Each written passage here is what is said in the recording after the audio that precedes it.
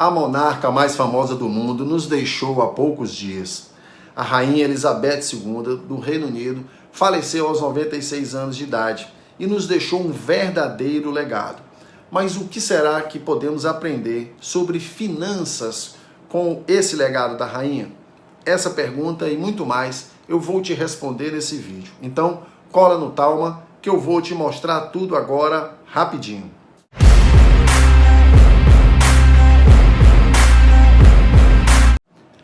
Fala galera, esse é o canal Cola no Talma, o seu canal de crescimento pessoal e financeiro. Se você não é inscrito, se inscreva aqui no canal e clica no like para o YouTube entender que esse vídeo pode ajudar outras pessoas, beleza? Pessoal, Elizabeth Alexandra Mary Windsor, a famosa Rainha Elizabeth II, nasceu em Londres em 21 de abril de 1926 e foi a primeira filha do rei George VI e da Elizabeth, a famosa Rainha Mãe. Quando ela nasceu, a coroa estava em poder de seu avô e ela era a terceira na linha sucessória da coroa, atrás do seu tio Edward e do seu pai George.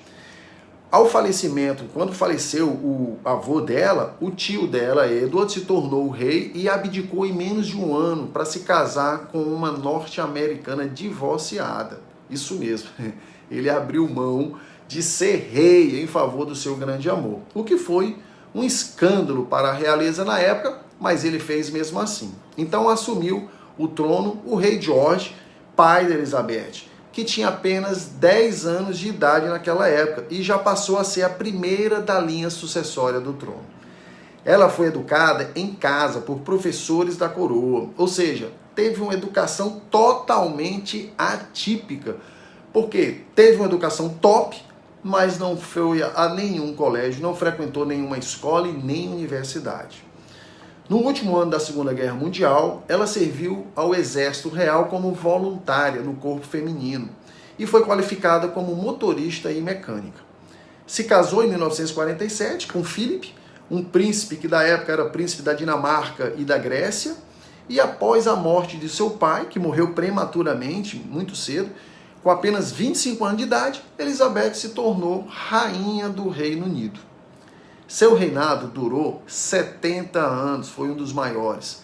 Até que no dia 8 de setembro passado, ela faleceu, ao que tudo indica, por motivos naturais, aos 96 anos de idade.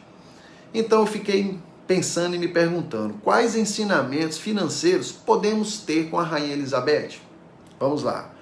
No Reino Unido, o monarca tem dois tipos de bens, os da coroa e os bens pessoais.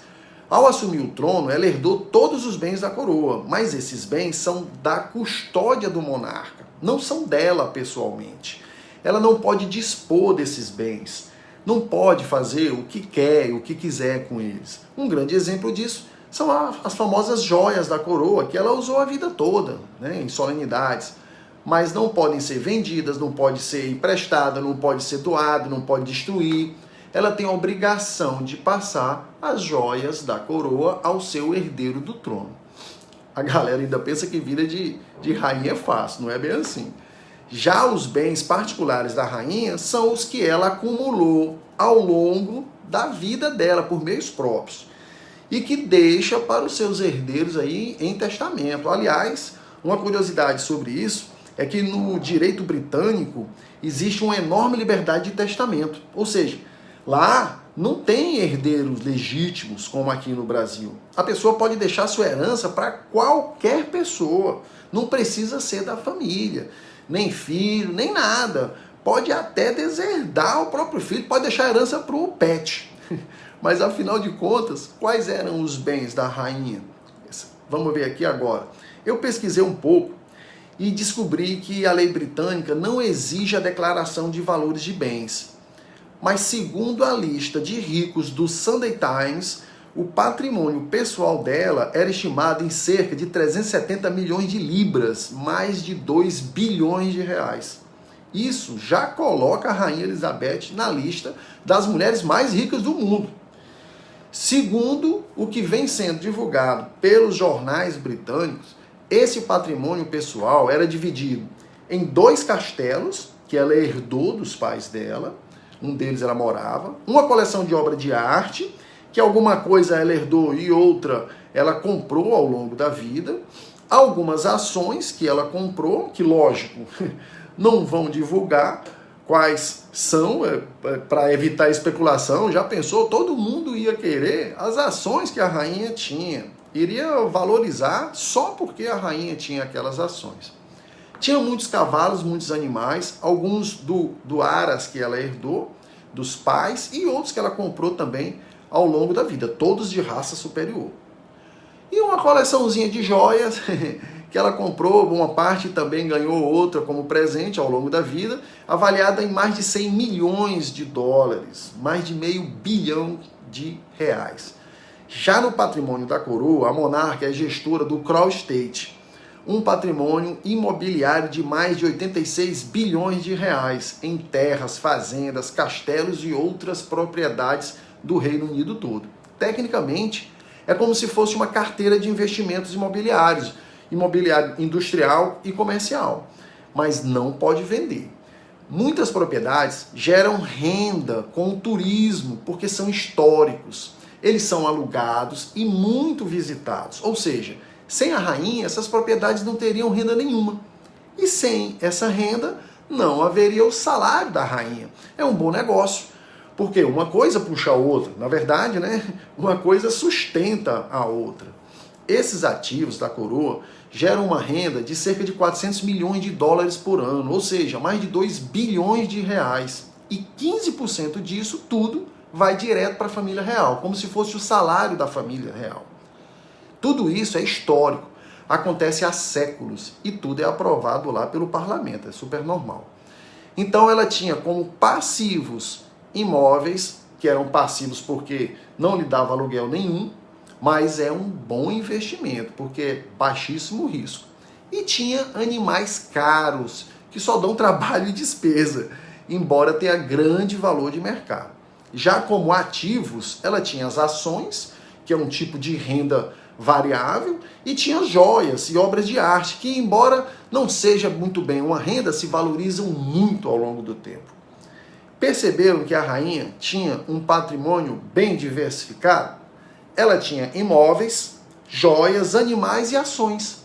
Uma verdadeira carteira de investimento. Provavelmente, o investimento de maior risco que ela tinha eram os cavalos, porque são seres vivos. E por isso estão sujeitos a morrer, a adoecer qualquer hora. E o investimento pode deixar de existir, né? Virar pó, porque eles têm vida limitada, diferente das joias, por exemplo, que não se estragam.